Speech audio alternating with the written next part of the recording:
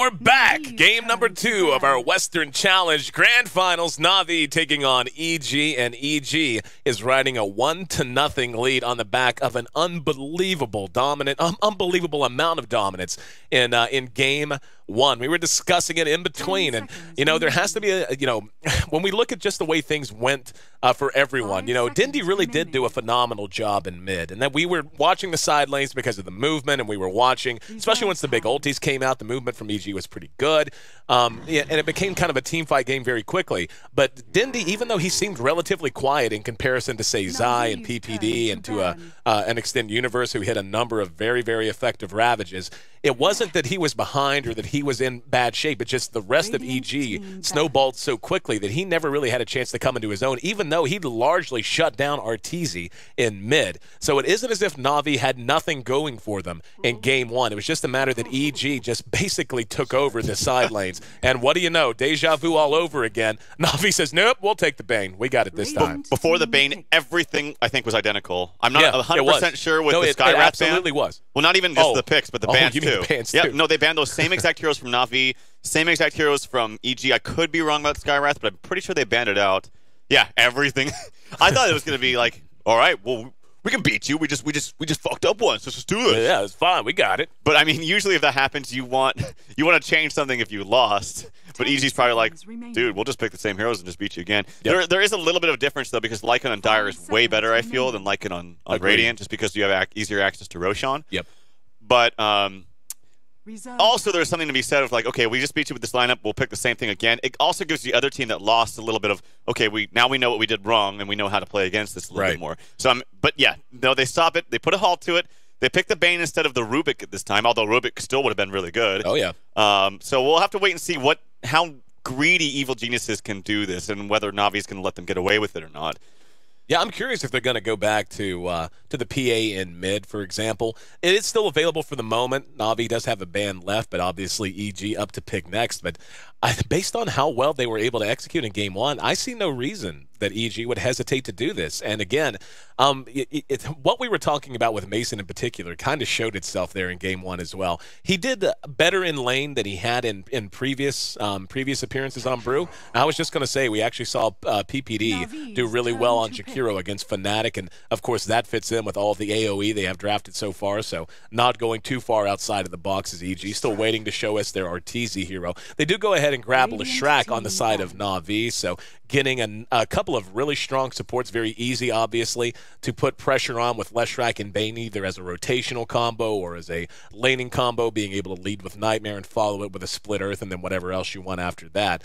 But, yeah, Mason in particular looked real good on the Brew. All he needed was a decent start. Blink came out at a good time, and after that, again, his mechanics in terms of being able to manage the split and being able to get the most out of that is certainly on par. You put that with a great play from Universe. Zai looked great too, and certainly PPD was the undoubted MVP of Game 1 on the Bane. So, like, looking at the way things are right now, do you think Na'Vi has made enough adjustments? How do you like the way that their lineup now matches up against EG's, even though there's so much similarities to Game 1?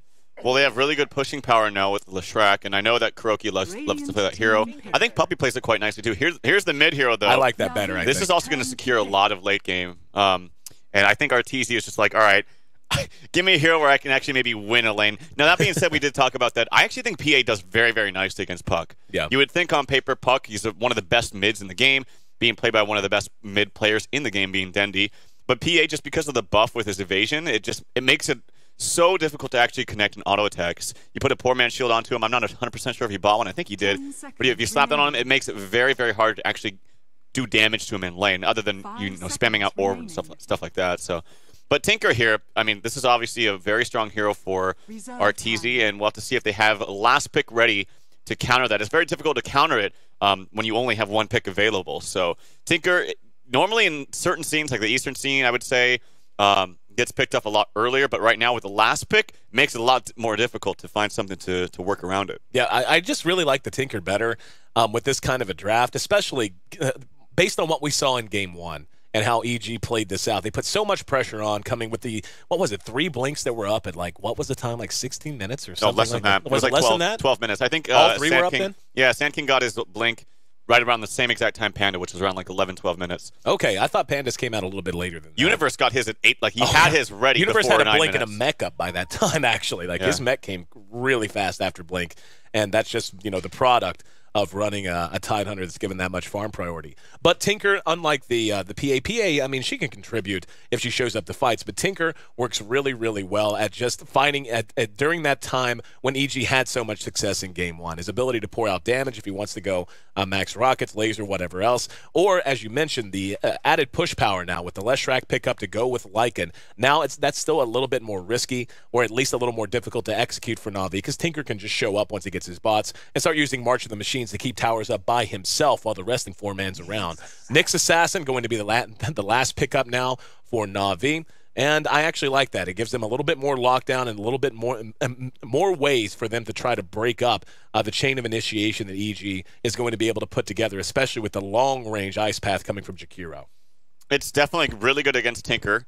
It's pretty good against Tidehunter and Brew, too. Like, it's actually good against a lot of their heroes because they're strength heroes that rely very heavily on their mana. Like, they really need mana to cast their abilities, obviously. So if you have a mana burn, if you do level it up, it can be very, very effective, especially against the Brew in particular, because he doesn't normally go for mana-dependent items, especially with the buff. I mean, I guess it was a while ago, but the buff to Blink where it doesn't cost any mana. So now he doesn't have to really necessarily go for mana boots every single time. He can just use the Blink clap with the ultimate with just brown boots. But yeah, with Nyx, it's a good pick.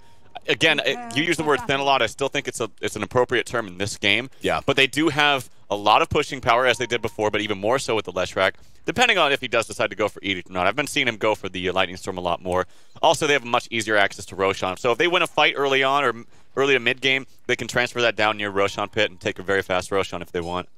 Well, we can see it's going to be more of a traditional look coming out of both teams this time. Doesn't look like we're going to have any duo lane action, as we've got 3 moving up the top for Na'Vi. Puppey on the Bane, Kuro on the Leshrac this time, and Havos back on that Lycan. We've seen him run that a lot throughout this tournament. Dindy's going to be on the puck for the 2nd game in a row, setting up shop in mid, and Funnick taking the boots first Nyx Assassin down into this offlane. That offlane going to be a little chancy for him, even as the Nyx carapace is nice, but it's tough whenever you're having to deal with Zai, who's back on the Sand King, had a very good game in Game 1. PPD, who's going to have that Ice Path as well. He's back on the Jakiro. We saw him do so well on against Fnatic and Mason for the 2nd game in a row. Back on the Brewmaster down in that bottom lane. We're going to have Arteezy this time, as mentioned, on that Tinker and Mid, and Universe, instead of getting all that farm priority, he's going to have a little tougher time trying to get up his Blink, or especially if he wants to go Blink Mech. Going to be quite a bit slower, as he's going to be up against the Tri-Lane on the Tidehunter down in the off-lane, or up in the off-lane, I should say. So there's the horn. We're ready to go. Game number 2 of this best of 5 Grand Finals, Na'Vi and EG. Na'Vi trails 1-0, looking to tie things up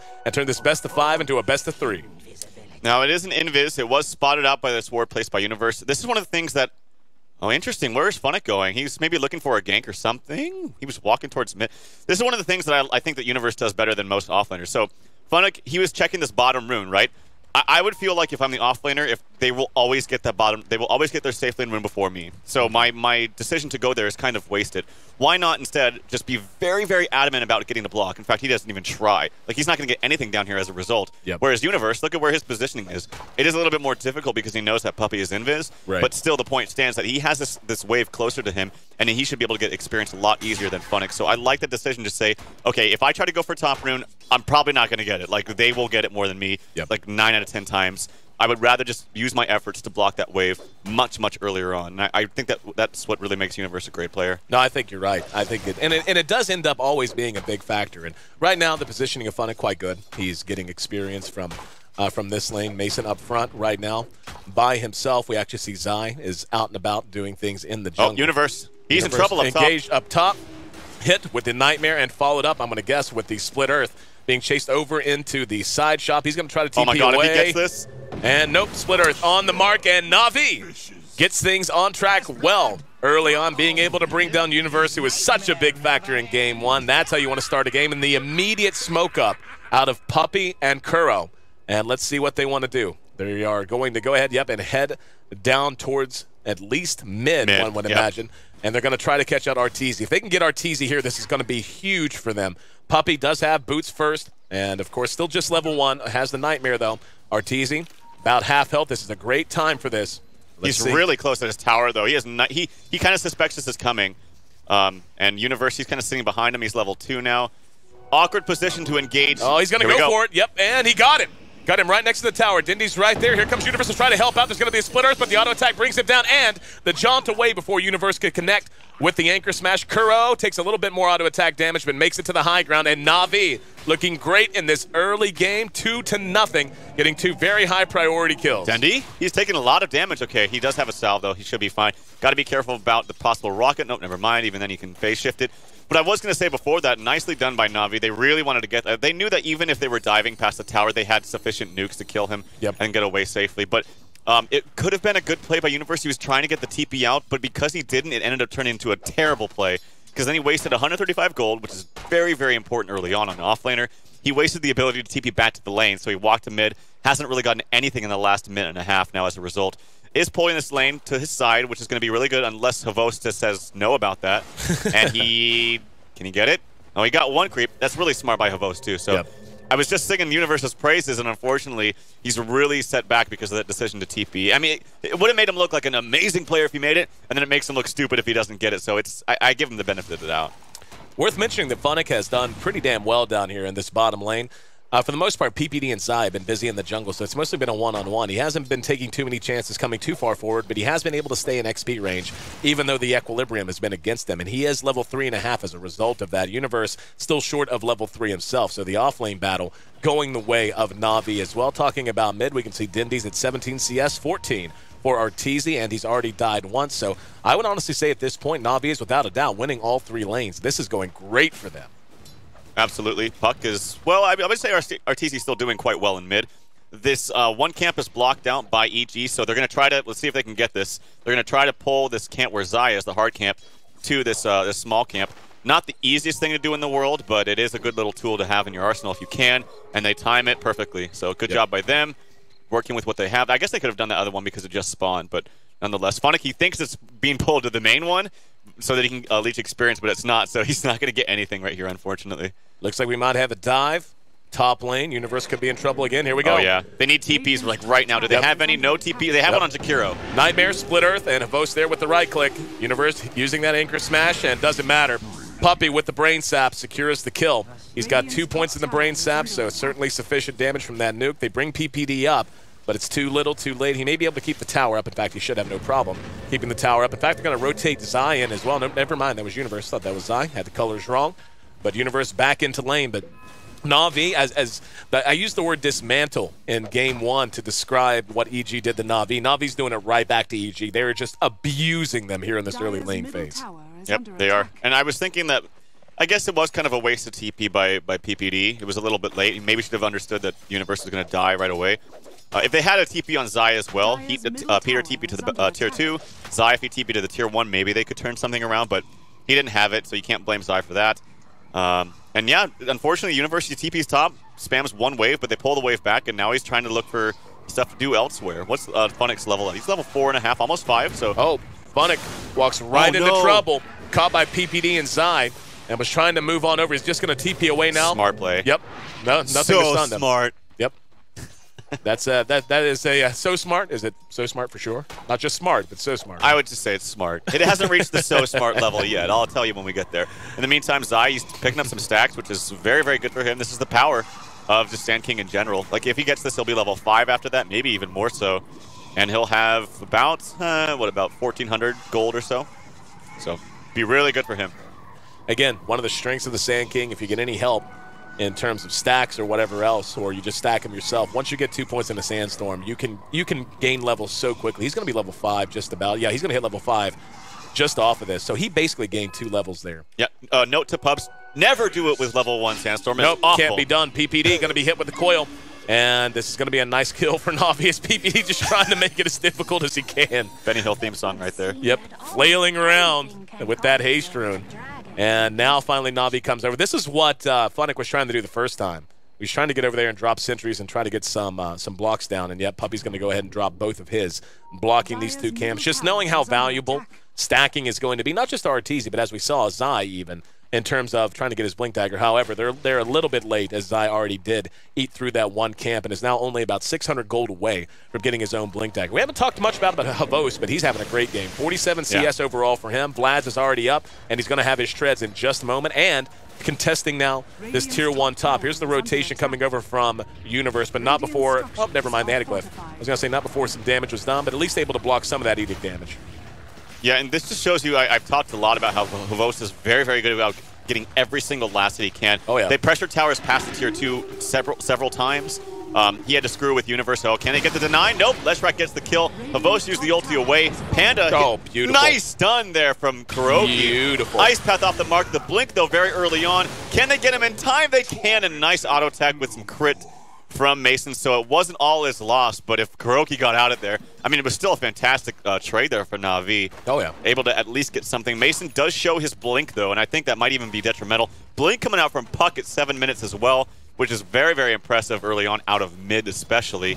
So Na'Vi, much better game here so far early on. Yeah, there's no doubt. This is Na'Vi's in the driver's seat right now. They have completely dominated most of these lanes. Havos is off to a great start. He has the dire side advantage, as you had mentioned, so Roshan not going to be out of the question anytime soon. He's going to seriously be able to eye that the next time they maybe take a big team fight win. And like you said, Dindy getting that blink up. And Dindy did great in Game 1, but he's doing even better here in Game 2. Second in overall CS behind only his teammate in Havost. And like you said, Havost is pretty damn good at hitting creeps, man. If you leave him alone or you give him a one lane, he will punish you for it. We have an Invis Jakiro here in mid. And smoke, or it's not even a smoke, but they're walking here. I wonder if Zai spotted him out. That ward is very far to the left. He does spot him out. Yeah, nicely played by Zai, just understanding that. Yep, Burrow Strike on the Dindy. There's going to be the Ice Path throw from the low ground, but no follow-up. They know he's got support behind him. Trying to delay things. Here comes Mason, though. There's going to be the blink and the clap. He's got Kuro and Puppey hemmed in. Puppey's there to Nightmare. Kuro to try to buy some time. Dual Breath does catch Puppey. He's slowed from it. Kuro misses with the Split Earth. And Arteezy there as a part of this. Puck was thrown into the air by the Storm aspect. Ice Path, little wishful thinking there from PPD as they're not going to be able to catch up with anyone else. So they only get one, but still, they're able to cut into that a little bit. I think Na'Vi actually did a pretty good job of mitigating their losses there. I agree. I think it could have been a lot worse for them, but I still think it was a necessary Panda ult. If he didn't use it, I think they could get some more kills, or any kills off of Na'Vi. So I think it was still necessary. The big thing, though, is that Sand King, he didn't die, and now he's got his blink in just about 10 gold. The funny thing is, too, is that Puppey, or whoever this was, spent a lot of wards and a lot of time awarding these camps, but it was kind of useless because he's already been clearing those in nice stacks. So blink up for Sand King before 10 minutes. Fantastic timing yet again for Zai. And Funny giving a lot of harassment to PPD. He's got Vendetta, and he's just going to chase him. Yeah, not going to go too far. Here comes the Tinker TP in, just in case. But Arteezy now leaving that mid lane, and that's going to be Universe's if he wants it. He's got Ravage up. Mason blinks in, doesn't have enough mana for split or clap, as a matter of fact. So just kind of a boo blink there. Dindy, though, not falling for him. All right, so at 10 minutes in, we'll take our first look at the gold graph. We can see, no surprise, it is Na'Vi's lead. They're about 2,500 gold up. The experience is actually in favor of EG. Obviously, Na'Vi won the laning phase. What's the next step for them? How do they begin to really utilize this? Well, they miss a coil. That doesn't help. Dindy should be able to get away without a problem, and does. He jaunts back to the high ground, but he did whiff on the coil there. They still know that there's a ward down here. If you look at this, all these sentries are so close to this ward, but it's not getting it. Yep. After that last engagement, when you saw Zai run away after they walked uphill, they were pinging where their ward is, but they missed it. It's actually a little bit further to the left, and it's a fantastic ward placement. It's actually mitigated a lot of deaths coming out from EG. Kuro trying to hold the line here by himself and able to shove the lane back out at least momentarily. Dindy's going to rotate back over. Universe is off in the top lane, getting some much-needed farm. He's up to his Arc Boot, still a long way to go, about 1,500 gold until he has up his Blink Dagger. Very essential item for him in this game. Puppey has gone back to bottom. He's level 4 after starting so well, so he definitely needs to grab some levels when and where he can. And it looks like a missed stun there from Phonic. There we go. Two-man Burrow Strike to follow it up, and Mason's right there. Gets one kill, and Dindy didn't jump far enough. Brought down as EG able to catch him asleep at the wheel just a little bit. We're tied up 4-4 now, and Na'Vi being split up. EG converging at the right time. Let's see if Na'Vi can do anything to keep this tower standing. Mason has rejoined after the split. Now they catch the Wolves passing through. There's going to be a quick pause from Mason, and hopefully not going to be an issue that takes too long to resolve. But yeah, EG managing to grab a couple of kills. I was just asking before the action kind of broke out, and I'll ask you again now. What's the best way for Na'Vi to capitalize on the momentum they've built so far in the first 11 and a half minutes? Well, first of all, not throwaway kills like that. Like Phonic, it was a nice idea, but he missed it. I think it was just better play and explosive reaction from Zai. Blinking in there, fantastic double double stun, and then Mason coming in. Mason's been having a much better day today. I will say that. His decision making and just his movements in general and his capitalization of and things like that are a lot better, I would say, this game. But as far as Na'Vi, if you don't give up kills like that, they need to go for more pushes. They've been spreading the map nicely with Havos going into the jungle. If you look at his CS, it's 88 and 16. So he's actually very close to that the Necro book. I would say start pushing a little bit better on side lanes. Puppy's already trying to do that bottom, and then also Roshan. I think Roshan's the big key here for Na'Vi with the dire advantage that they have. Like you said, that book is done on Havost already. He's actually got the recipe sitting back in base, and he's got the other parts of it. And we'll go ahead and jump back into the game, see if EG can make the most of this. Doesn't look like anyone's really coming in from Na'Vi. Puppy just doing what he can down in bottom lane. Ice pass shot into the woods, and they're going to go ahead and concede this tier 1. You think this is the right call? They can't fight into that. Universe has a, or they glyph it. Can they? I don't know. They're going to try to deny it with the Wolf here. Can you get it, Havos? Pressure's on. Oh, nope. He did a little early. Little early. He's damn good at hitting creeps. Guess it leaves a little to be desired hitting towers. That's hard to do. Oh, yeah. I'm trolling. Of course it's hard to do. Using a wolf to try and deny a tower. He could have got it, though. I think he definitely could have got it if he waited for the Brute to hit once. He thought his damage was going to be too much to take it out just with one hit, but I don't know. It would have been close. Nonetheless, yeah, they concede the tower. They did not want to fight into Ravage. Again, the same problem arises that if you take out one hero with an amazing ulti, you're like, oh, okay, his ulti's down, let's go. But then you have 2 others to worry about. Right. So Na'Vi now moving into the Radiant jungle. They have a chance to catch Universe, and they will. Universe caught with the Vendetta Impale to follow. Easy kill.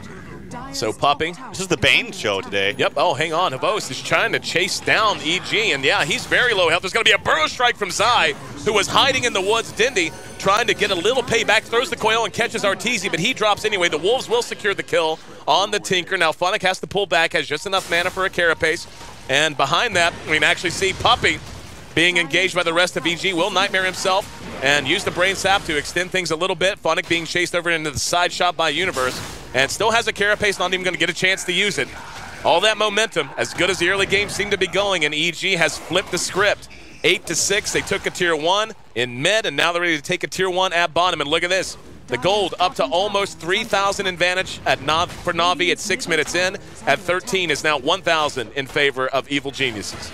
And I almost think that EG's draft is better this game because if they were able to get out of the laning phase, now they actually do have pushing power. Right. You saw last game they were doing so well as far as getting kills and just out farming and out maneuvering the other team, but they had kind of trouble getting towers down early on. Nope, THD, he fixes that problem now with a level 3 Liquid Fire. He's almost level 7, and that kind of solves that problem. There's a burrow strike, Dindy. What?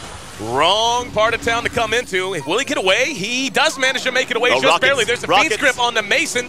Rockets coming in, and Puppy eating most of that damage. There's a rock thrown out to catch Havos. Dindy still up and bottling up behind the tier 1 Ice Path on the mark as Havos is caught. Dindy being earned up back now, and Havos chased down. Bane's going to come back to ground after the storm aspect.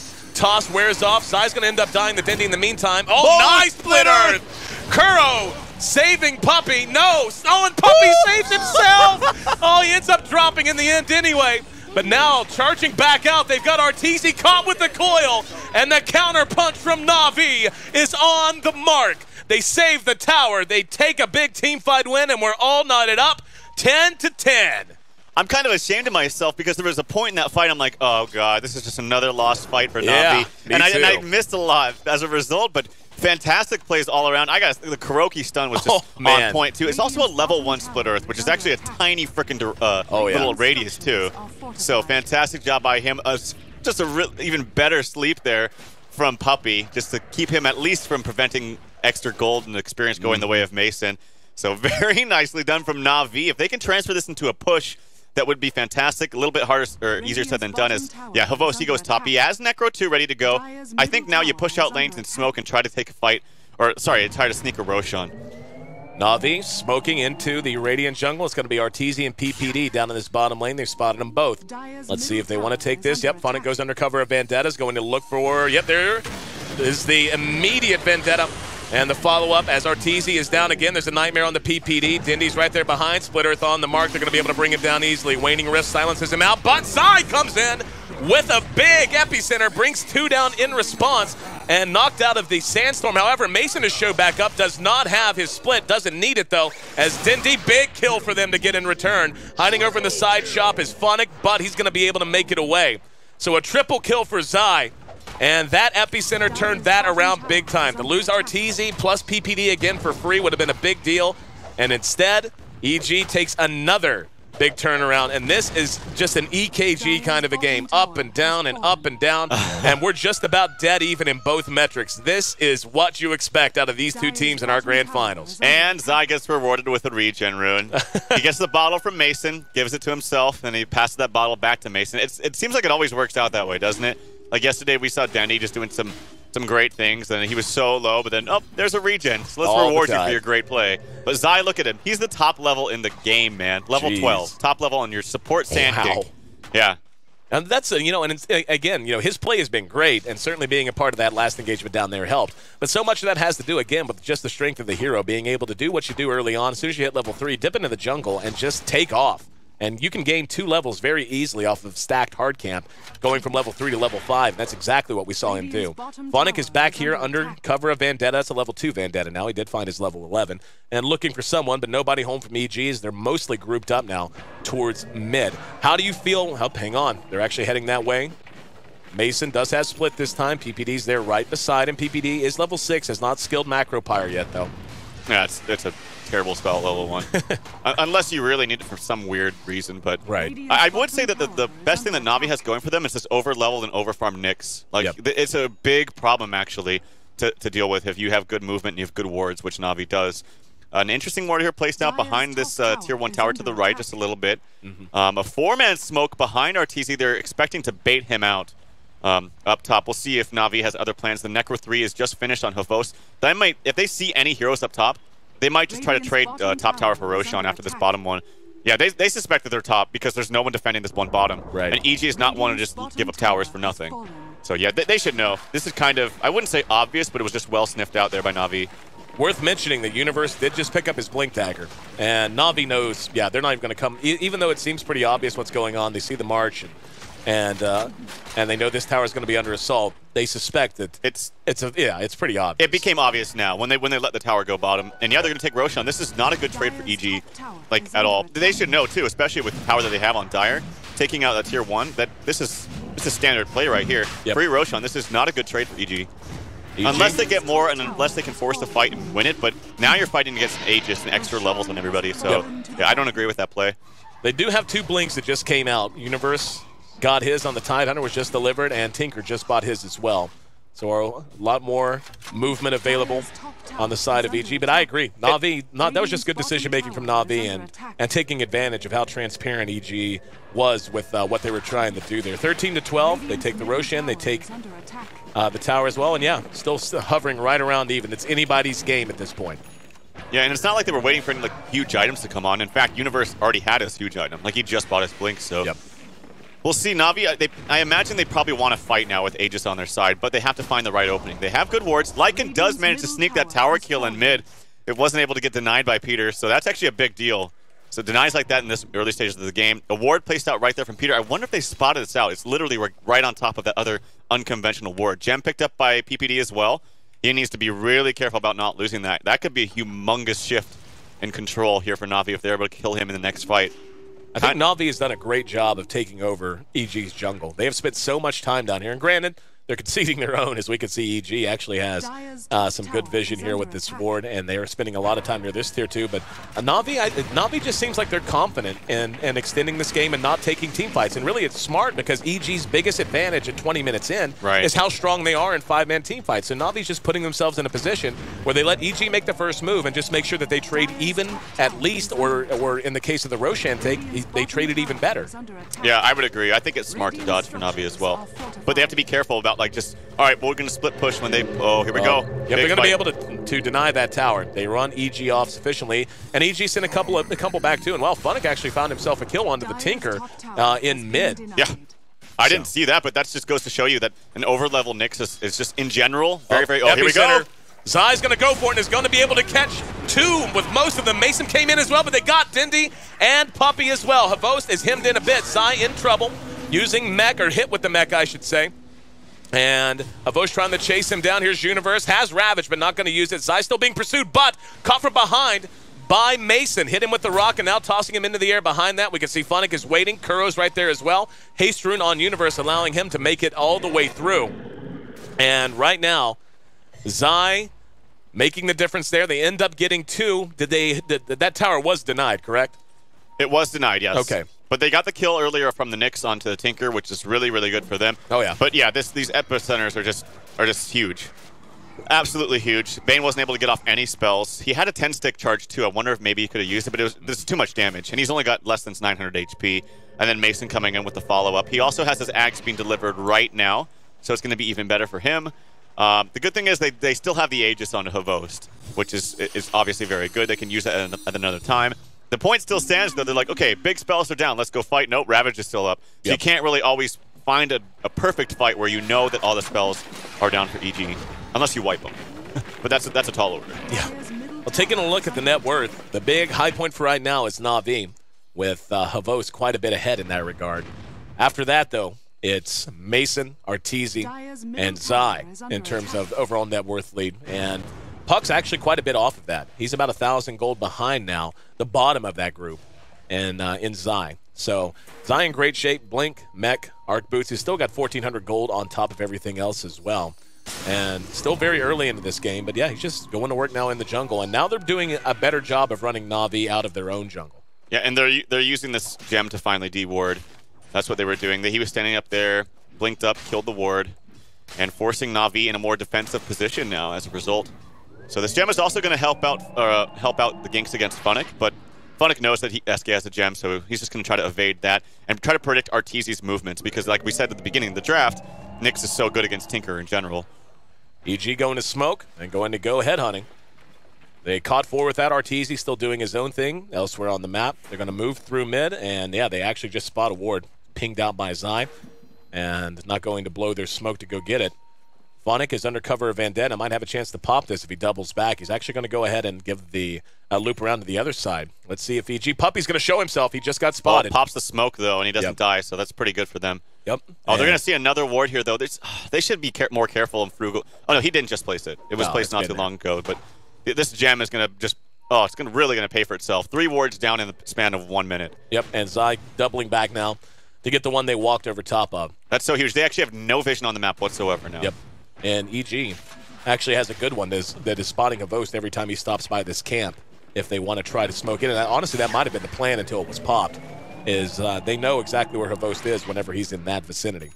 15-13. Been a little quiet now as both teams trying a bit more of a subtle approach. It's a Yule Scepter pickup for Dindy. Saw that he had the Staff of Wizardry and grabbing up the Yules. How do you like this on Dindy in this situation? I think Yules is really good. In general, I think it's good because it's cost efficient, gives you good movement speed. The Yules effect is actually really good. It's also good on Puck because it gives you extra time to use the phase shift plus blink combo, especially he doesn't have level 4 phase shift. But it's even better against Tinker. This is why I think they're getting it specifically. So he can't blink away after the Yules comes down, because it does a minor bit of damage. But any little bit of damage will count as far as catching him out. So they have good tools against Tinker, but do they have tools against the rest of the heroes, the question. And the only person that does so really is Lycan, but he's basically like their only real core hero. That's the thing that's scary when we approach the mid to late game for Na'Vi. Right. Yes, he is very farmed, and he's definitely on top of the net worth, but I would be more scared that there's lots of good heroes that can fight in the mid to late game for EG, whereas Na'Vi has basically like one. Puck is okay, but I guess Nyx is good too, but he's not a real core, you know? Right. Well, that was actually going to be my next question, is looking ahead, we're 24 minutes in, so the mid-game's still quite deep, and we are going to have a smoke, but very quickly before they converge, never mind, not going to have time, as we've got Funnick, who's here under cover of Vendetta, and he's going to have a chance to pop this. Yep, just spotted it. They do have a gem, though. Zai, unable to get close enough to spot him out. Aegis just went down, too, for Havost. Oh, Havost is actually going to double through, and they had to have seen him, but not feeling confident and engaging into him. We could have the makings of a fight here, depending on how aggressively Na'Vi wants to play this out. The Wolves just cleaning up that last little camp. And Poppy's going to go ahead and lead with the chin, moving back around in front. Oh, he has a gem now. Yeah, he has a gem now himself. I just saw that. Yep. And for some reason, I thought you said lead with a chin. I'm like, no, chin, as in your chin. It's sports term. Lead with the chin. Just Chin. Basically put your face out there and just Gotcha. and lead by yourself. Gotcha. Okay, they're going to spot out that one ward was just placed, so nice job for them. This is going to be a game, I think, of gems as we come. Because it's going to be really... I mean, yeah, Lycan's really farm right now, but I feel like Tinker's is going to finally start to come online. It's going to be really hard for anyone else on Na'Vi to farm other than the Lycan. So we're going to have a few minutes left until Roche is back up. Zai up here in front. He has picked up that Ghost Scepter, as mentioned. And Na'Vi down to 2 towers through the 3 of EG. This is a lot of mind gaming that's been going on between these two teams. Because EG, you know, they want to fight, but they want to make sure it's a good fight. It's a fight worth taking, that they're all 5 there, and they don't risk giving up even more to Havost, who, with that BKB, is honestly going to be tough to deal with at this stage of the game anyway. Tinker is beginning to build his items out. He's getting closer and closer to having a sheep stick, and that'll be huge when he does get it. Already has the ulti orb up, 2,200 gold towards his Mystic Staff. PPD is going to be caught. And there's an orb that won't be shot to 2, but ahead of that, they're actually going to catch 1, and they managed to track down Puppy in the jungle. So spawning him out and bringing him down, that ward right there paying dividends for EG. Saw where he was heading through and busted him for it. And he's down for 25 seconds. Let's see if EG wants to dedicate themselves to this push. PPD not in the best of shape, pulling back with very little health. Zai is feeling pretty damn tanky though at 1,600, and looks like they're just going to be happy to take that kill and now exert some dominance over the jungle a bit, taking some free gold for Tinker. Now maybe doubling back. It's going to be Arteezy going back up the top lane while the rest of the team hangs out in the jungle trying to shut this down. The Wolves will spot this. Nope, never mind. Sentry, nope, they don't manage to get them both. They manage to get 1. And Na'Vi has to feel a little smothered right now. This is what they're doing, suffocating. They can't farm anywhere. This is what I'm talking about. And even though they have a gem of their own, actually, wait, did he die with that gem too and give it up? I knew he had it earlier, but I thought maybe he gave it to someone else, like the Knicks would be great. Yeah, he must have lost that second gem. Oh, so, wow. That's actually a pretty big deal. I don't know if someone else picked it up. I don't actually see it anywhere. Anyway, yeah. Ice Path catches Havost. Mason has split. Didn't want to engage, though. Yep, good deny from Puck. As you mentioned, slow siege. Effective for map control, but little gold denied by Na'Vi. PPD shoots the Ice Path Havost. Manages to avoid it. And there's going to be some rocket spam doing a bit of damage to Phonic and to Havost. Na'Vi grouped up and trying to shove EG back across the river and does manage to do so. But this whole time, Arteezy's been kind of doing his own thing. He's bounced in just to show the flag and just to present a threat. But for the most part, he's more or less done with that sheep stick. Yeah, and he's slowly catching up to this Havost.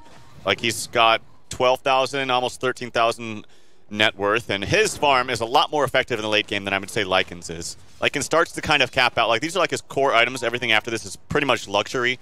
And yes, it does make him a lot stronger, but Tinker benefits way more, way more. They need more BKBs on Na'Vi. I've seen EG fight against lineups that EG actually has, and they're just like, they rush BKBs on everybody. Yep. But these are not heroes that can really farm them fast.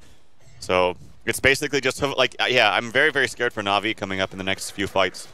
EG spots that Roche is up. We're going to zoom out just a bit as they may try to slow siege this. And hard to tell where the initiation is going to come from. Scythe of Ice is done on Tinker now. I actually feel like as the game gets later, a Basher, but especially an Abyssal to try and lock that Tinker down is going to be kind of a big deal for Na'Vi. They need to be able to blow Arteezy up. And he is just getting so farmed. And speaking of farm, so is Zai. Yeah. In terms of net worth, he's almost caught up with Havost, but like you said, just the hero being the hero. There is a smoke around the side. Let's see if Na'Vi can engage. There's going to be an Ice Path that goes down. Havost dodges it. There's going to be a Nightmare onto PPD. Do they want to try to make something happen? Phonic's thinking about it. He's got the Yules himself, and now they're going to come in. There's going to be a Ravage, though, that catches 2 of the supports. PPD still alive, gets off the Ice Path, catches Puppy, and here comes Zai. Zai has not tried to channel the Epi yet, and the Fiend's Grip goes off as well to bring him down. So Na'Vi defending this very effectively. Phonic's still alive even. Mason got the split off and unable to get a whole lot done with it. Na'Vi defends this. If they kill this Mason, the Panda too, and he's dead. Yep. 3-for-0 exchange. Yep. Very well done starting them off on the PPD. And then Havost is going in right away afterwards with the ult and the BKB and everything. That's going to be a Roshan. The key to that fight was they shut Zai down. He wasn't able to do anything. So fantastic. And Roche, yeah, like you said, fantastic timing for them. Wow, very well played. I'm surprised that it went that well for Na'Vi. I genuinely am. And to be honest, Tinker, he was off in the side trying to just do marches, but you couldn't really feel his full effectiveness. I'm pretty much sure that he is going to have to go for BKB next. Otherwise, he can't really actually get into these fights. So yeah, I think Tinker, he's really going to need a BKB. Yeah, there he goes. He's getting that BKB next. Makes the most sense. It will be another Aegis now for Lycan, but as you said, immaculately defended by Na'Vi. They gave up so little, and it was just really a great effort across the board and taking Zai out of the equation completely. Funix got eyes. Oh no! Yep, on RTZ Tinker. just blinked, yep, and he just got Waning Rift, so he can't go anywhere. And yep, there's the damage as Puck secures the kill. And EG looked to have built a fair amount of momentum, had Na'Vi whittled down the just one outer tier tower. But Na'Vi holding it together and continuing to farm up their items as well. There's going to be 2 Yules, by the way. As we saw, Funnick has 1 and Dindy has 1. So a lot of assistance in terms of managing these fights coming out of that alone. And Kuro's actually going for a Scepter, it would seem. He picked up the point booster, now has up the Ogre Club. Yules is also good. I've talked so much about how offensively is good in shutting down the Tinker, but it's also good just using your Yules on yourself. Like when these ults come in, like you see Zai start to blink in with an Epicenter channeled, pop that Yules, you mitigate a lot of the damage. So yeah, it's got that aspect as well. The Ags coming out for Leshrac, not a fan. I think BKB is the right choice here. I mean, you might say it might work because it does a lot of damage, and if they do get the better initiation, then you can see it come into play.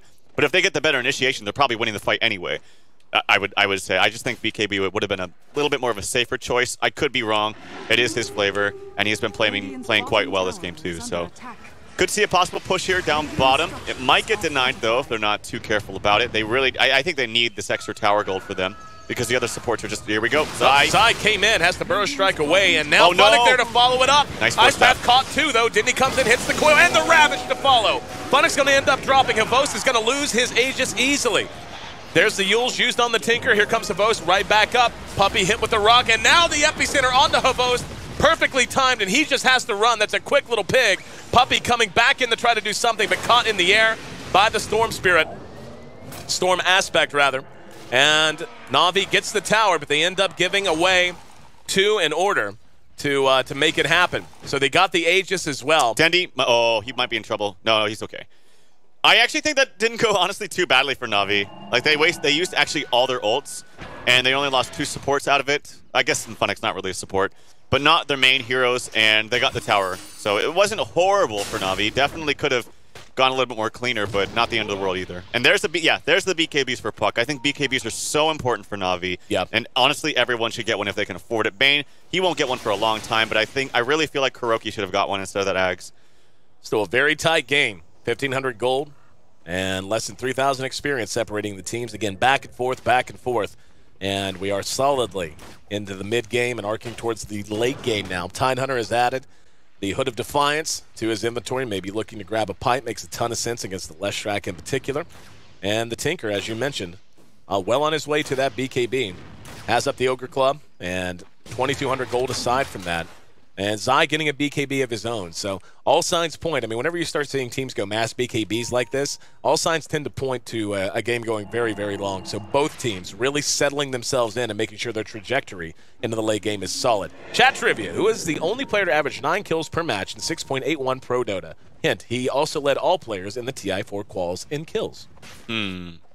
Average 9 kills per match. So he was obviously in the qualifiers, yeah? Oh, boy. DDZ? Yeah, DDZ was my guess, too. My guess? I don't know. That's exactly what I was thinking. And just because, you know, and Nahaz usually, speaking of, shout-outs to Nahaz, ding, ding, ding, yep. Is that DDZ. Right? Yep. No, that was my guess, too. He usually makes it something related in the match. DDZ's you're right. Tinker. Yeah, you're right. You can catch on to that. Yep. Because you're looking at heroes, you're like, who can I check up on? We got you pinned, Nahaz. Yep. No, it's legit. But no, DDZ, I think, honestly, as soon as he brings up averages most kills in the qualifiers, he's just a thing of legend out of mid. You know, one of the cool things is that I had a chance to talk to a lot of South American players about, you know, during the qualifiers, but also just on Reported whenever we had instant guys to talk about what was going on with Revenge, is the idea of just how spectator-oriented even practice sessions are, because most of those players practice at LAN centers, right? And that's why so many players tend to gravitate towards heroes like Quap, like Tinker, like Invoker, is because they want the crowd of their friends cheering them on, like literally cheering them in the LAN center. And DDZ, legendary in that regard. Yep, only player in Pro Dota averaged 9 kills per match. He actually averaged 12.3 kills. Talking about a little bit of item builds, as we might have some null time here. Zai, he's gone for interesting stuff. Now, he's very, very farmed on the Sand King and has had a fantastic game here. And he goes for, in general, the mech, Ghost Scepter, and now BKB. I thought for sure after he had a great start, he was going to go Blink into a Veil. I think Veil would have been really, really good for them. Not to say that these items are bad, but he's taking a much more defensive posture. And I'm not sure if that's the exact route that you want to go when you had that lead that you did. Action here onto Havost. He doesn't have the Aegis too, does he? Nope. Havost Constant sheeps. Constant sheeps. Yep. Havost way overextending, and they blow the Ravage just to secure the kill. That's a pretty big deal, actually. He's down for 70 seconds, and that's going to give EG even more time to just farm and farm and farm. They already forced the rest of Na'Vi back by pushing up into the Tier 3. They actually did counter-ward this. Very smart. There was a ward that was placed right there, and counter-warding it with that sentry, wanting to keep them in the dark, but very nice to bring down Havost. And, I mean, this is just such a close game. Taking a look at standout performers, Zai has had another good game. He's at 7, 2, and 6 on this Sand King, and as mentioned, very farmed. He's actually only a couple hundred gold now away from a BKB of his own. Mason, another good game on the Brewmaster. He's in second position there, KDA. 4, 2, and 7. Then a grab bag after that, but the kill's pretty evenly spread here. There's really no one player on either side, except maybe to a very small extent Zai, who is really separating themselves out. It's a true team effort on both sides. Yeah, it really is. And Zai, he will have that BKB for him, so it's going to be a lot more difficult to kill him. The only reason I'm mentioning the BKB, and I would have liked Veil just in general sometime on him, was that it still stands that in the late game, Lycan's going to hit you whether you have a BKB and hurt you, regardless. So there's still that problem. It's still going to get you out of a lot of things like the silence, stuns, and whatnot. You can still get gripped, which is a problem, but it still is a necessity. Like I talked about with Tinker, he has to get BKB because that one fight where they lost, he was just a non-factor. He was in the side and he knew he couldn't blink in because he would just got stunned or hexed or not hexed, but he would have got stunned some other way. So now that he has a BKB, we might be able to see him have a little bit more involvement in these fights. Mason counter-warding. That ward up on the plateau. Tinker still doing his thing, and looks like Na'Vi's going to try to force them back just by being ahead in the push here. And Tinker going to be there, though, and he can catch up with the rest of his team anytime he feels like it. He can just spam March of the Machines all he wants, use rockets, etc. And Na'Vi's not going to be able to push into this, at least not without the threat of the rest of EG showing up and ready to take a team fight. EG's actually going to go ahead and hoof it back, not wanting to overcommit. No, finally, one does decide to just go ahead and TP in. That'll be PPD, just a little more AoE to try to help spam this out and make sure Na'Vi doesn't crest high ground. And, yep, that'll be enough to force them to retreat. So they head on back to base. So a lot of strategery from both sides, just trying to bait and punish. But so far, both teams really avoiding any missteps outside of Havost who got caught. Yeah, we could see a smoke here from EG. I wonder if they have one. It would be quite effective. They do not have one on their team. So they used to have the gem. Let's see if Na'Vi has one. I'm checking. BKB, by the way, is in the works for Kuroki, so he really needs that. Again, we'll see if that comes into play in the next big team fight. But, I mean, Axe is still nice, does a lot of damage, but definitely needs that magic immunity. And we're going to see a little bit of a null period here where nothing's really happening because they pushed him back. And we didn't talk about, but it's just everyone always talks about just how good of base defense Tinker is. It's very difficult to actually go high ground against that. Oh, yeah. There is one tool you can use, that Nyx, to kind of like blink in there, Carapace if you can see him, and then capitalize that way, but it's kind of risky. You really need to kill Tinker before you can actually do any kind of base defense. But if he does hold buyback, then it's not so scary. And after that BKB, he's been farming very, very well. He's actually almost on top of net worth. He's right there neck and neck with the Lycan. Yep, net worth very close between RTZ and Havost, as you said. Behind that, very close between Mason and Dindy as well.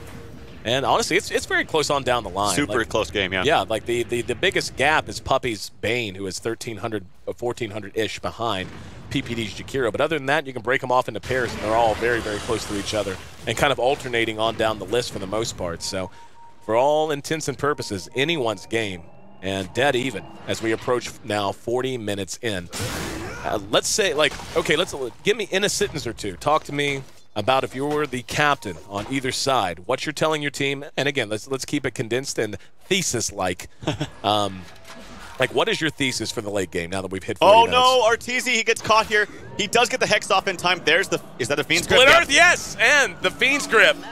enough to bring him down. Now, that's 74 seconds. He's going to be down. Well, screw the thesis. How about you just kill Arteezy? That tends to help. Well, that ward, I was actually just going to say how I really like this ward in the late game, because what happens is there's a lot of dodging coming around in this time of the game, and this is a very popular area for the Radiant to farm, just right in this area. So he spots it out, especially when Tinker, he can farm both those camps at the same time. So he just placed that ward, saw Arteezy blink in there, fantastically played by Na'Vi, able to capitalize there. He does have buyback, so it's not like going to be the end of the world, but it does give them a lot more time without him. So, but yeah, to answer your question for EG, I think it's just sit back and don't feed like that, because I think they have much better late game. They have superior team fight on paper. Like these ults are so strong. They also have a refresher onto Panda. Normally you see things just like auras, like Panda's getting the Vlads like he already has in the Assault Cuirass, but he wants double ulti. Yep. So we'll see if he actually has all the mana to cast it. It'll be close if he's casting multiple abilities beforehand and after. But yeah, so he's got Refresher to work with. I think for EG, just don't feed, and you'll be fine in late game. Na'Vi, it's fine pickoffs with Nyx in general, I would say. And by the way, I was going to mention this. He went for a casual Vite booster. Is this going to be a Rod of Atos? I feel like BKB would have just been so much better. Like, I look at EG's team, I'm like, every single one of you on Na'Vi need a BKB. Everyone. Who are we talking about? Oh, the Nyx. He has a Vitality booster. And I think he should have gone for BKB instead. Got it. Yeah, I don't know. I mean, like you said, he's got 3,200 gold. And, yeah, if you take the Vit booster out of account there, he does basically have a BKB. Yep. And we'll see. I don't know. We've seen Atos used very, very effectively by Dindy, for example, when he was playing on the Skywrath. But that has a little bit more natural synergy. Though. Yeah, exactly. It has more natural synergy. So. Well, I would just say also he was like snowballing, so he could have got anything he wanted. He could have got Dagon. He could have got anything. Yules. And I think he did get Yules. But anyway, Roshan here. This is the power of Dire Lycan. Like by himself with just wolves, and he's actually using his Necro too. Or Necro 3 as well. Here we go. EG, they're really good about... Oh, yep, he's going to jump in, forces the BKB out and the split. They're going to try to snag this, and it is going to be taken by... Lycan got it anyway. Zai's in. Havos is in, as is Dindy. Dindy showing off the BKB. Zai is inside of there, but he's pinned in, has the Burrow Strike to the high ground. Puppey hexed out by Arteezy. Now we're going to have PPD tossed up. There's the Ravage. They're going to get Havos Aegis as soon as he got it. PPD, nope, unable to stay alive as Kuro finishes him off with the Pulse Nova, and Havos back up enough to force them on the run. Split Earth actually catches Universe down in the river as he tried to run. Funnick using the Carapace. Force Staff takes him up, and he's going to try to TP away. Doesn't matter. Nice Impale on the mark. And Kuro notching a double kill through it all. A big win for Na'Vi as they take 3, and all they had to do was give up their newly won Aegis. 21-20 now. They regain the kill lead, and off of that, still just dead even. It had just started to go back in EG's favor slightly, and now just a little south and in favor of Na'Vi. So much happening for both teams to keep this close. Mason now spotted by Kuro and Dindy. Mason has Refresh if he wants to use it to try to get away. He's going to be Yules. Here comes the rest of Na'Vi. And, yep, they have to stun him, and they do. Chaining it together perfectly, and Na'Vi now might think about trying to, yep, there it is, pinging out that low tier 3 in mid. Taking a look at the buyback status, we can see Mason does not have it. In fact, only 3 buybacks are available, and all 3 belong to Na'Vi, so this is a free tier 3 and may very well be a free set of racks. Funnick caught by PPD's Ice Path. Havos is just melting these racks right now. Zai is up. This could be the difference maker. Can Zai do it again? We've seen him so many times, but the racks are just falling too fast. Yeah.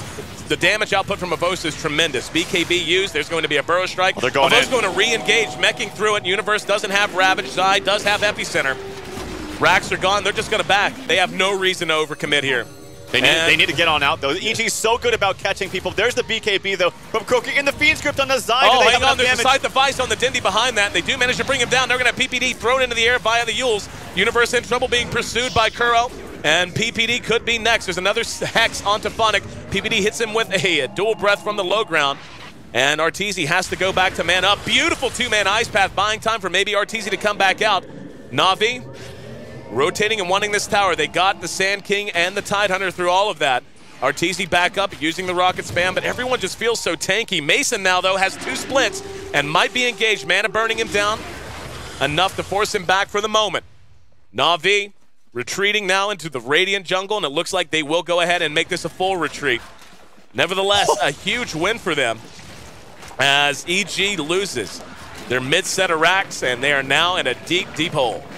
Look at this experience graph. Normally you see it happen the other way around for EG. But there's so much that happened. It's really hard to go back and remember. But key things, I was going to say, as they were about to go into Roshan, EG's usually really good about understanding, okay, Roshan's lost, just back up. Yep. They usually are, but Mason just went in. It was a really smart decision by Havos to just man mode and say, all right, fuck this, I'm going to get this Roshan. And he actually split from Mason. And because the BKB was out by Havos, Mason couldn't like pick up the Aegis if he wanted to. Right. He could have maybe denied it, but it was really, really close. And then because the BKB was still active from Lycan, the Ice Path that came in, it didn't do really anything. Also, right before that fight, this is what I talked about Kuroki and him needing a BKB. He just got it. So right at the beginning of that fight, he just went ham. And as you see, he's gotten like 5 kills since then. He's 6-3 and 9. He started out at like 1-3 and 7 or something. He has done so much with this BKB. And so the fact that he was actually able to pick that up before that humongous fight, I think, is what really set things straight here for Na'Vi. Want to point out, by the way, Funnick with a heart on this Nyx Assassin. So tanky. It's so tough to bring down. It's such a liability in all of these fights. He actually bought a heart. Yeah, finished a heart. Oh my God. And it makes sense. I mean, whenever you talk about his ability to just run around these fights, contribute a lot, and, you know, Impale comes off cooldown, decent clip. He'll be able to get more than a few off in most of these fights just because of the nature of how these two teams function. The fights tend to be a bit more drawn out. And, of course, Carapace and so on. It just makes a ton of sense, and I actually really like the pickup. I was with you wondering what he was going to go with and wondering why he would skip BKB, but now I honestly don't mind it. Havos comes back out. They're going to use a Drum Chargers, a Yules onto Havos. Ice Pass on the mark. Yep, they're going to go for it. And there's a Yules onto, yep, now the Ravage. Actually caught Funnick behind this. Havos just going to make a run for it. Can they catch him? He's on the high ground trying to slow him down, and no! The auto attack not enough. Counter initiation out of Na'Vi, and it's going to be Arteezy, who, no! Here comes Zai! Huge epicenter as he manages to catch most of Na'Vi. Dindy has to make a run for it, uses his BKB. Havos hanging around the periphery, needs to get back to the fountain. Puppey now hemmed up and brought down. EG looked like they had lost that fight 2 different times. But Zai coming in at the last possible minute, a phenomenal Burrow Strike Epi, and they're looking to counterpunch now with a set of racks of their own. Back to buyback status. We can see Havos has it, no one else does. And Mason reassembles. He used the double split there, refreshed into it. Havos hanging around the outside, but what can he do by himself? No disable, and even Puck at this point has got to feel very vulnerable, slippery as he usually is. EG has had his number and has been able to really take that out of the equation. Rotating now to mid, they may get 2. Na'Vi just took EG's mid set of racks. There's a Waning Rift that catches a bunch, and Havos is just going to go for it. Moving in, there's another Burrow Strike from Zai using his own BKB, and now tossed up, using that Yules Arteezy back up, Ice Path onto him. Arteezy should be able to chain hex him and will be able to do so. He's running so quick though, they need to just let him go and focus on the tier 3. Universe jumps on top of him, Dindy back in, hits another big Waning Rift. And EG is being kited fairly effectively here. Havos going man mode, but the Ghost Scepter from Zai keeps him alive. Havos takes a spill, buys back immediately. Ice Path shop, and now Funnick's back up, as is Kuro. Universe has to retreat. The Yules, enough to bring down PPD, or at least buy time to bring it down, but now Arteezy caught from behind. Dindy with the Waning Rift, and they get him as well.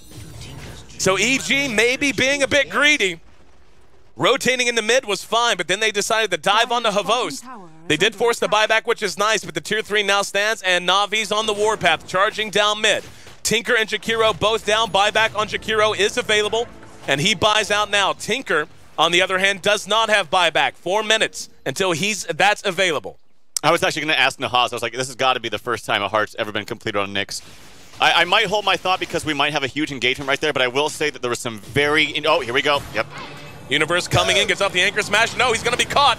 Ice Path is there and buys time for him to retreat. But PPD... He just bought back. Yep, PPD just bought back and was caught from behind with the Carapace. Here comes Na'Vi. Here's Zai coming in. He's going to try to channel the Epi, and he does get it off with the Ravage. The damage really only taking effect on the Funnick, though, because of the BKBs. Now Dindy chasing him all the way back to the fountain. Kuro tossed up using that Yules. Puppey caught from behind. Can they bring him down? Even he feels tanky. And here we go, Zai eating a lot of damage, and yes, Kuro helping to zone them out of their own base. Zai has to buy back. The Universe is still up there trying to fight. Zai back in and enough to force them back. Puppey has bought back now, though. And Zai is going to be able to catch Funnick with the Burrow Strike. And let's see if they have the damage to finish him off. They do. They've got him hemmed in the trees, and down he goes.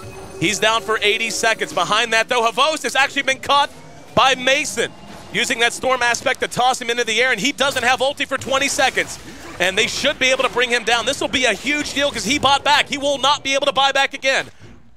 Still chasing after him. The damage is slow in the coming. He is Saddam tanky. He has a hard up with that Assault Cuirass. Now he's going to BKB and is basically just left to his own. He's trying to lose him in the vision. He has ult up in 1 second. He has ult up in 1 second. Cue the Benny Hill music. There's the ulti. Can they No catch way! him? Oh, he uses the wolves. Can they get the blink off? No, he's going to be able to scurry to safety. Oh no, here comes Arteezy. No, Arteezy in from the side. Size there, misses with the burrow strike. Rockets from the low ground. He loops back around. And finally dropping the Necro Bug, but the gush from Universe catches him from distance. They chased him all the way from the mid-tier 3 to the side lane, and now they have a chance to run down bottom lane if they want. He is down for the full 90 seconds, cannot buy out. Brewmaster and the Tidehunter, the only heroes available right now with buyout, both on the side of EG. What a game! Oh my God, there's so many things to talk about. I'll talk about the most recent with what Havos did.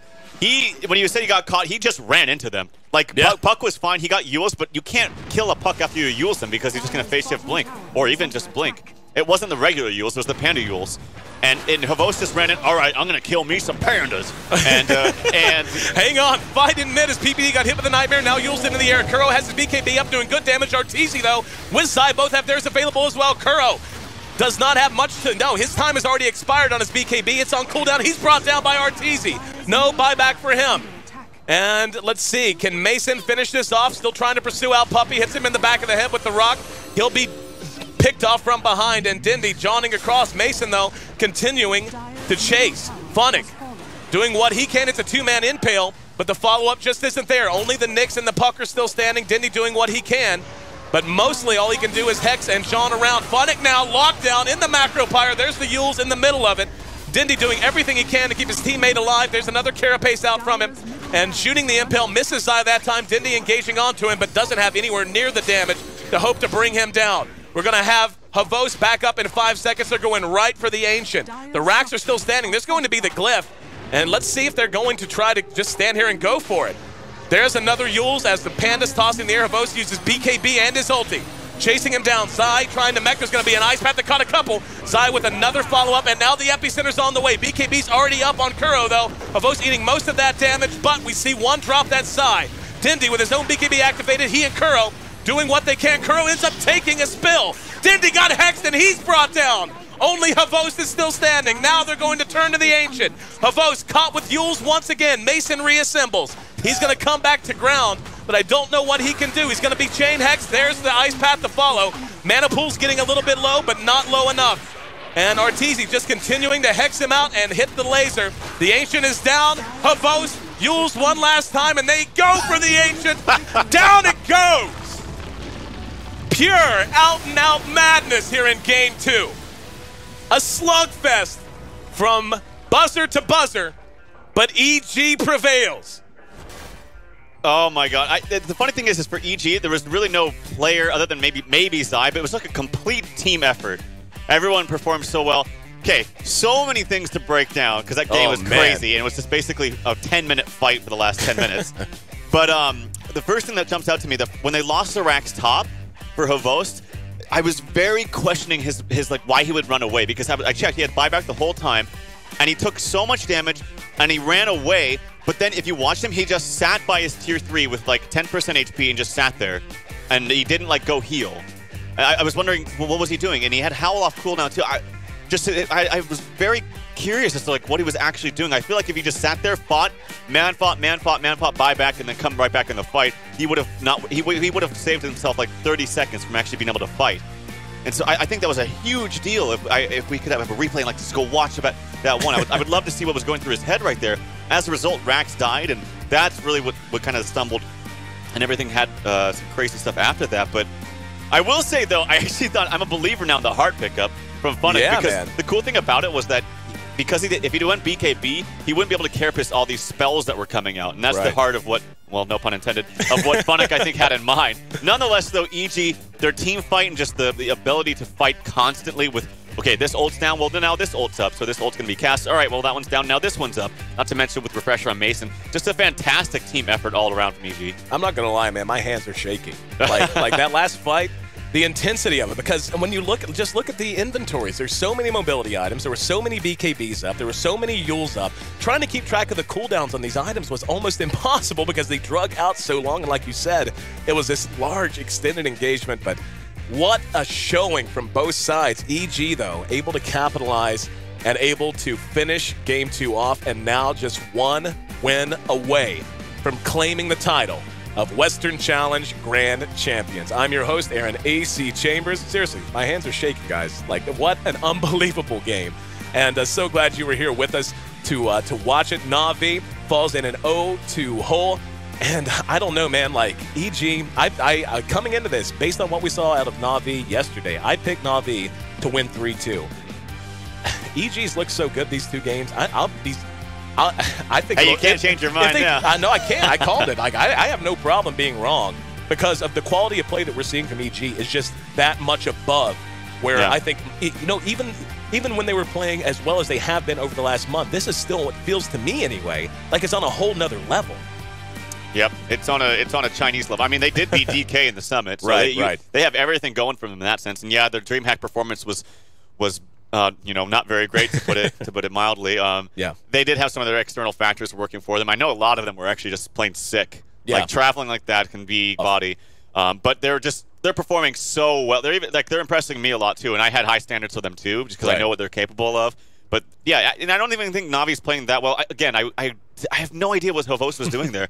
Again, if you just watched him, he was just sitting there. Like, I feel like it would have been so much more beneficial and less time would have been wasted if he just ran in there, attacked, waited for his death, and then comes back to buy back. Right. Because that way, every spell's cast on him, and that's actually a legit At least strategy. you buy time. Like towards the end, that's what it was all about, was just time. But I think he was like microing his wolves or something, because I just saw him standing there forever. Right. And he didn't even use Howl, which was off cooldown like the whole time.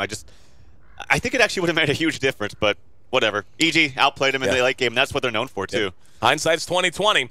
Na'Vi has to look ahead to Game 3 now, and they're down 0-2. No room for error anymore. They have to defeat EG 3 consecutive games in a row if they want to make a comeback in this series. It's all going to start, though, with Game 3. They have to get a win. I'm AC, that's Trouf. Make sure you follow us both on Twitter. I'm at AC at AYESEE. He's at TroufDota, TRALFDOTA. We'll be right back with Game 3, what could be the final game of our grand finals if Na'Vi's unable to clinch a win. We'll be back in just a minute. Stick with us. We'll be right back. How about we'll be right back? See you soon.